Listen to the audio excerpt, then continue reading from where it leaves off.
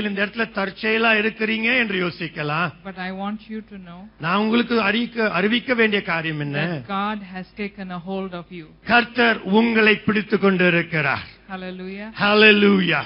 Now I am 38 years old. நான் இப்பொழுது 38 வயசா இருக்கிறேன். And I have gone to several countries.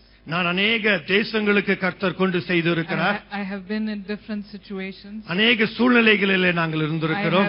I have met many people. अनेक ஜனங்களை நாங்கள் சந்தித்திருக்கிறோம். And I want you to know நான் உங்களுக்கு சொல்ல விரும்புகிறேன், God has never let go of my hand. கர்த்தர் என் கரத்தை விடவே இல்லை. Hallelujah.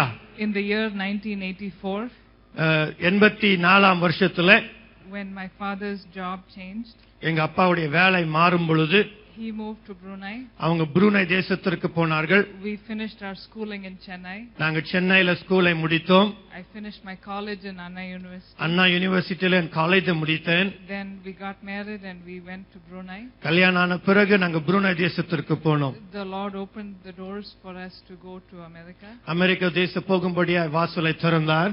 We have 2 children. எங்களுக்கு 2 பிள்ளைகள் உண்டு. Michael, he is 13 years old. Michael 13 வயசுள்ள பையன்.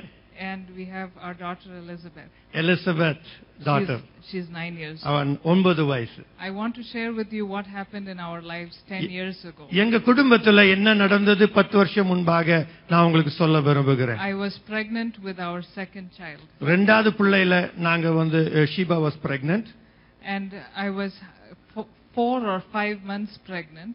4-5 மாதத்துல இருந்தோம். Then we went to a scan. In US they do a scan to see if the baby is a boy or a girl. Scan புள்ள ஆம்பளையா பொம்பளையா என்று பார்க்கிறதுக்கு ஒரு ஸ்கேன் பண்ணுவாங்க. So when we went to the scan, we found out that there was some serious complications with the baby. அந்த பிள்ளைக்கு அந்த ஸ்கேன் பண்ணும் பொழுது பிள்ளைக்கு ஒரு பெரிய காம்ப்ளிகேஷன் இருக்கு என்று கண்டுபிடிச்சாங்க. The doctor said that she was a girl. Doctor சொன்னாங்க அவ பொன் பிள்ளைன்னு சொன்னாங்க.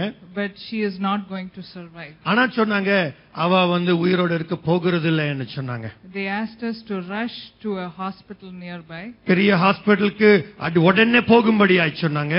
They did 2 hours of ultrasound, 3D ultrasound. 3D ultrasound ஒரு ஸ்பெஷல் அல்ட்ராசவுண்ட் 2 மணி நேரத்துக்கு பண்ணாங்க. And they said that her intestines had ruptured. அவளுடைய குடல் பிள்ளையுடைய குடல் வெடித்தது என்று கண்டுபிடித்தார்கள். Then the doctors came in. Doctor சொன்னார்கள், They said this baby is going to die. இந்த பிள்ளை பிழைக்க போகிறது இல்லை, மரித்து விடுவாள் என்று சொன்னார்கள். In 2 days time we are going to fix a day of abortion. 2 நாளிலே இந்த பிள்ளையை கலைக்கும்படியாக நாங்கள் தீர்மானம் பண்ணி தேதியை நம்ம வைக்க வேண்டும் என்று சொன்னார்கள். And they said there is no hope for this baby. இந்த பிள்ளைக்கு இனிமே உயிரோடு இருக்கிறதற்கு நம்பிக்கை இல்லை என்று சொன்னார்கள். We were in tears. நாங்கள் கண்ணீரோடு இருந்தோம். We didn't know what to do. என்ன செய்யறது எங்களுக்கு தெரியாம இருந்தது. We had gone to America. America தேசத்திற்கு போயிருந்தோம். And we had left our family behind. எங்க குடும்பம் எல்லாம் இந்தியாவில விட்டுட்டு போனோம். We didn't have any hope. நம்பிக்கையற்று நாங்க நின்னு கொண்டிருந்தோம். I want you to know நான் உங்களுக்கு சொல்ல விரும்புகிறேன், there is no place that you have no hope when you have God on your side. தேவன் உன்னோடு இருக்கும் பொழுது நம்பிக்கை அற்ற சூழ்நிலை ஒரு காலம் உங்களுக்கு இல்லைங்க. Hallelujah. Hallelujah. No matter what the situation is. என்ன சூழ்நிலையில நீங்க இருந்தாலும் I want you to know நான் உங்களுக்கு சொல்ல விரும்புகிறேன், what God did for Samson he is able to do for you. சாம்சனுக்கு செய்த அதே காரியத்தை தேவன் உங்களுக்கு செய்ய விரும்புகிறார். What he did for David he is able to do for you. தாவீதுக்கு செய்த அதே வல்லமையின் காரியத்தை உங்களுக்கு செய்ய அவர் ஆவலாய் இருக்கிறார். Our God does not change his mind. அவர் தம் தேவன் மனதை மாற்றுகிற தேவன் அல்ல. Hallelujah. Hallelujah.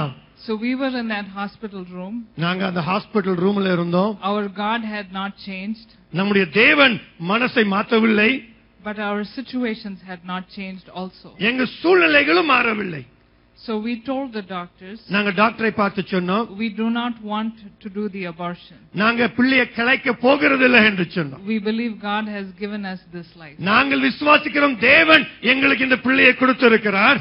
So we went back home. நாங்கள் வீட்டுக்கு திரும்பி சென்றோம். When we went back home, நாங்கள் வீட்டுக்கு போன பிறகு complications increased. அந்த காம்ப்ளிகேஷன் அதிகரித்துக் கொண்டே இருந்தது. The doctors told us அந்த டாக்டர்ஸ் எங்களை பார்த்து சொன்னார்கள், that she has problems with the lungs. லங்ஸ்ல பிரச்சனை என்று சொல்லிவிட்டார்கள். She has problems with the intestines. Intestines, அது குடலிலே பிரச்சனை என்று சொல்லிவிட்டார்கள். And they said you have to wait till 37 weeks for the baby to be born. 37 வாரங்களுக்கு வரைக்கும் நீ காத்திருக்கணும் புள்ள பிறக்கிறதுக்கு. But at 34 weeks, 34 வாரத்துல the membranes ruptured. வெடிச்சது, The- membranes rupture. So I had to go for emergency delivery. எமர்ஜென்சியா delivery பண்றதுக்கு நான் போக வேண்டியதா இருந்தது. They did a cesarean section, C section பண்ணாங்க.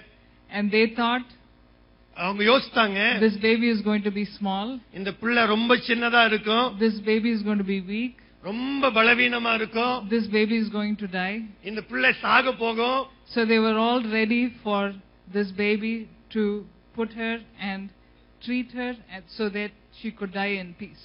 எல்லா 40 பேர் இருந்தாங்க இங்க சுத்தி. இந்த பிள்ளையை பிறந்துட்ட உடனே அதுக்கு எல்லா காரியங்களையும் செய்து எப்படியாவது பிழைக்க வைக்க வேண்டும் என்று தீர்மானத்தோடு அவங்க